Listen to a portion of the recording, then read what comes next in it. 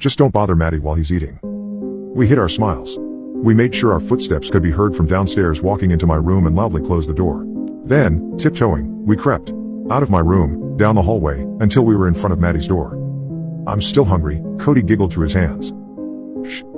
I knocked quietly. "Hello? Maddie?" Silence. "Can I come in?" Hunter began pointing insistently, back towards my room. I waved him off. "Maddie, it's just me. My friends left." 10 seconds trudged by. Cody looked disappointed. Something hot began to well up in my chest. It wasn't anger, maybe jealousy? I put my hand on the doorknob. I got A's in all my classes, and Mom and Dad would pat me on the head before mentioning how Maddie used to get A+S. Every day at school the teachers always asked, "How's Maddie doing?" I was the one who loved our dog, Archie. The one we had to give away because he never stopped barking at Maddie's door. He doesn't play sports, he doesn't have any friends, he doesn't even go to school. He never comes out of his room. He was a good-for-nothing older brother. No, it was hate. I hated Maddie. I pushed the door open. Immediately, a vile smell hit our nose, causing Hunter to gag. The curtains were drawn tight around the windows, casting a gloom over the mess inside. Broken toys, shredded notebooks, overturned chairs, and even some broken glass. A cooking program for children played on a small TV, its volume just loud enough to hear over a rickety desk fan. Who's ready to welcome our guests for this episode? The fan could only do so much, though. Remains of food stained everything in the room. You couldn't step anywhere to avoid the mold covering the floor. Bits of meat clung to the screen of the television, red sauce smeared the wall, and there was a large stain on the sheets of the bed. Hunter tapped my shoulder. "This is gross. I want to go back." "Your brother is nasty," Cody proclaimed. He stepped meticulously into the room, leaving Hunter and I by the door, using the toys like you would stones to cross a river. He jumped onto the bed and recoiled. "You, it's wet." "We should leave," Hunter begged. "And what's your name, sweetie?" the TV whispered. I searched the room with my eyes. It was my first time inside in years. I remember when me and Maddie used to be inseparable. I may have hated him, but it had been so long since I'd seen him. "I'm Emily." Cody bounced on a dry part of the bed, laughing. "So, where's the good food?" "Hold on," I said. "Maddie?" "Why, Emily? You look good enough to eat." It was just unfortunate when Maddie's accident happened. When I thought about it, I don't think I've actually seen him since that field trip. Mom and Dad would show me recent pictures and videos of him, but I can't tell if he looks older or not. It was partly my fault. I was distracted with all the gifts Mom and Dad got me afterward. They treated me with some of the money they got from the stem cell lab in court. Maddie's accident was all their fault, Mom and Dad said. Something shifted from the far side of the room. Cody's face lost its color. "Cody, let's go." When his feet hit the ground, a pale hand darted from beneath the bed. Cody tumbled to the floor, shrieking. "Help!" Cody squealed. There was a clattering from the kitchen and footsteps hurrying up the stairs. Hunter ran out of the room wailing. I was glued in place by a morbid fixation. The hand that was clamped tightly around Cody's ankle. Was that Maddie's? That thing, impossibly tall, clambering out from underneath the bed. That couldn't be my 10-year-old brother, right? I felt my dad's arm scoop me up and rush me into the hall. Before he shut the door, I could see Mom with her arms raised in front of a monster. It was holding Cody upside down. Its swollen belly dragged along the floor, as if it had swallowed a boulder. I blacked out. The reason I'm writing this is because I didn't remember Maddie until a few days ago. I'm in my 30s. For the past month my wife has encouraged me to go to a specialist due to night terrors that began last year. They had started infrequent, but recently it's been every other night that my cries disturb our sleep. I met with a woman who put me under some sort of hypnosis to help remember trauma. I woke up with those terrible memories. She told me the event could have been rejected from my memory naturally due to the severity of it. Or, another specialist had induced amnesia on me. I had even forgot about Hunter and Cody. I looked for them both on social media and was able to get in contact with Hunter. He wasn't very receptive at first, but he agreed to meet after hearing my situation. We sat at a bar. He gulped down his liquor before speaking. My memory is a bit funky too. I was in a mental hospital for a couple months. We moved and I learned how to push it away. The memory. In college I found out it was labeled a kidnapping. What do you mean? Cody never made it out of the house. That, I remember. Your parents did a damn good job. I don't know what hoops they jumped through or whose pockets they filled. He paid for his tab. Don't contact me again. On the way back to my car I tried calling my mom. She hasn't answered her phone all day. My dad passed away last year, but my mom still lives at my childhood home. I need to talk with her. In person. And maybe I'll burn that house down on my way out. My father reads me a story time every night. I'm pretty sure tonight he just confessed to mass murder. Probably the earliest memories I have of my life are story time. Dad would sit in his special seat in his room, and I'd sit cross-legged on the floor. Story time was important. Story time was special. Story time couldn't be skipped. Every night. It was a ritual. An event. I liked it, mostly. He'd often read from picture books. He'd He'd always shuffle in new ones. Stories about animals, leaves, gremlins, ghouls, talking clouds, all that good stuff. As a young kid, I didn't realize just how weird it was for him to have so many darn kids' books at his disposal.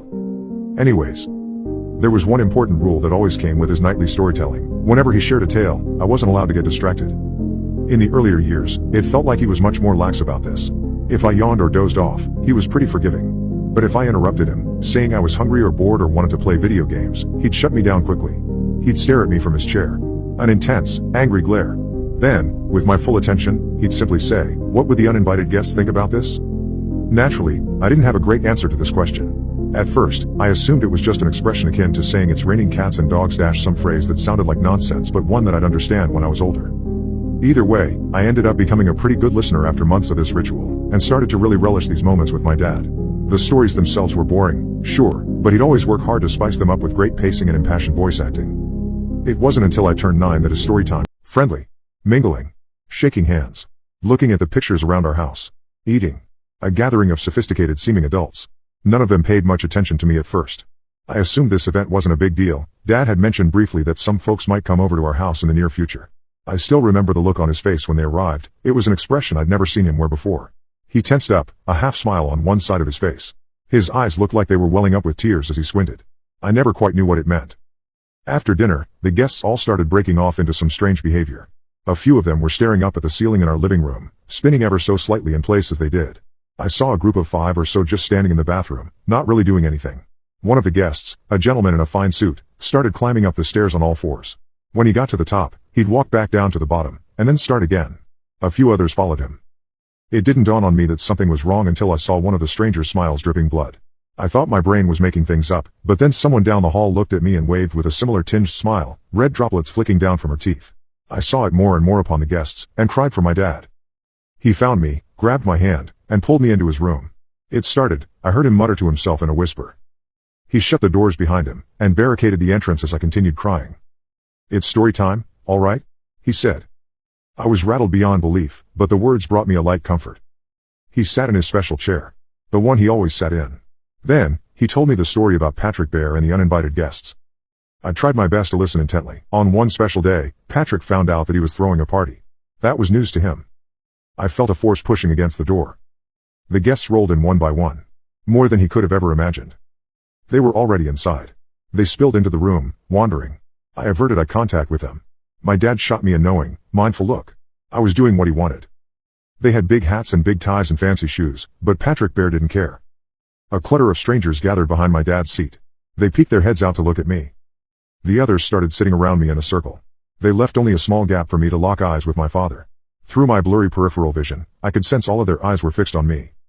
Patrick just wanted his alone time, so fancy friends didn't mean much to him. The whispers of the strangers were the hardest part. "Look here, do you want to have a staring contest? Look away for just 1 second," they all said in different variations. The guest stayed longer than he would have liked. The bloodied smile of a stranger crept up right in front of me. I kept my dad's gaze with the 2-inch gap to the strangers left that had been afforded me. But eventually, I saw my dad's neck slowly twist. His eyes had averted from me. They looked upwards now, towards a woman that was hovering in front of him. I heard cracks and snaps. The strange, caterpillar smile returned to his face as his cheeks pulled in opposite directions. Blood pooled from his mouth. He briefly looked at me again, now with an apologetic gaze. "I'm sorry, my sweet one, I had to look at your mother." His face and neck contorted in ways that didn't even make sense, but he was able to slip out one final line. "How would os the story in ed?"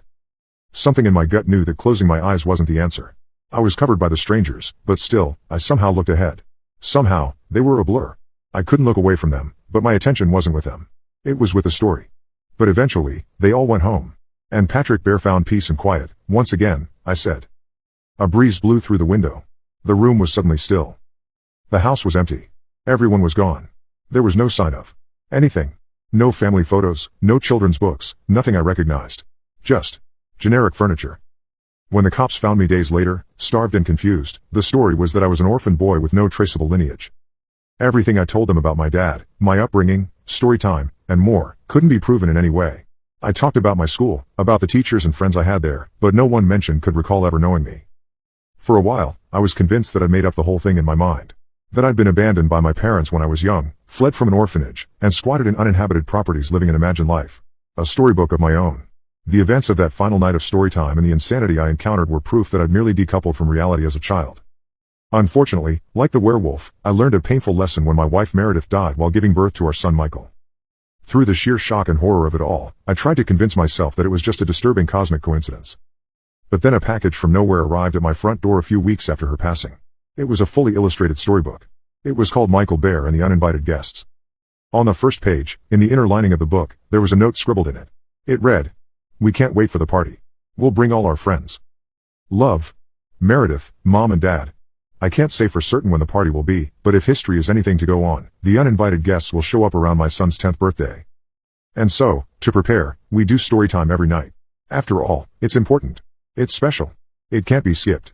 It's a ritual, an event. And every time he complains about it, I give him the reminder. What would the uninvited guests think about this? The elderly couple in the next apartment kept having extremely loud intimacy. I just figured out they aren't actually doing the deed. Slam. Slam. Slam. The elderly couple on the other side of my paper-thin apartment wall wasn't making love. They were effing. Don't get me wrong, my hat's off to keeping the spark alive into their late 80s. I hope that I can one day find a woman with the same libido that my neighbor must have had in the Eisenhower administration. My issue was that, due to the location of the door in my tiny bedroom, I could only fit my bed right next to our shared wall. I could hear each word of every whisper that passed between them. I knew about their pudding fetish. I couldn't tell you exactly what position a nasty salamander was, but it made very loud noises 6 feet above my mattress. Needless to say, I couldn't bring any carnal companions of my own to such a hellhole. They were at it every single night. But I was in my early 20s and couldn't afford an apartment that wasn't disgusting, so I was stuck. Until the day it stopped. I actually woke up because of the quiet. We come to accept things not because they are logical, but because they are familiar. Such was with the octogenarian effing. So I enjoyed blissful, uninterrupted sleep. I even considered trying pudding again, but ultimately decided that I was done with the goo for good. And then the banging started once more. I actually cried when it happened, then lied to myself about it being a temporary thing. It wasn't a temporary thing. In fact, they had actually made a change to the routine, and the banging was now entirely localized to one spot on the wall right next to my pillow. Of course I wondered what had happened, but I wasn't going to go asking questions. That didn't stop the little old lady in apartment 1913 from confronting me. "You were the boy from next door," she cooed in the hallway. Shuffling around in nothing but mismatched slippers and a muumuu that looked to be about 1 atom thick, next door lady blocked my path to the exit. I forced a smile. "That's right. Please don't hesitate to knock on my door if you need anything." She licked her sticky lips. That's how I came to understand that she had forgone her dentures. "Well, aren't you just scrumptious?"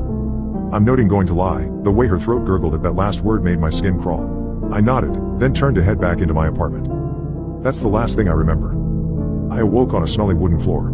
I lurched, which is how I discovered that my hands were tied above my head while my ankles were bound to the wall. I was naked, cold, and having none of it. In fact, I was about to scream when I heard footsteps coming into the room. I struggled to turn around and see who it was, but my movement was extremely restricted. I was forced to wait as the person emerged next to my head. "You so remind me of my Harold," she gurgled. Vomit tickled my uvula as I recognized my neighbor. She stood over me with nothing but the muumuu, a very large chef's knife, and a smile.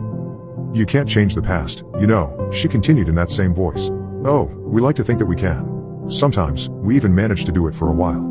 She sighed, inadvertently snorting. But nature always finds a way in the end. The feeling of deep unsettlement was quickly being eclipsed by raw fear. Either this person was 4 wheels short of a tricycle, or she knew exactly what she was doing with a knife. I didn't know which was worse. It's only after accepting loss that we can move forward.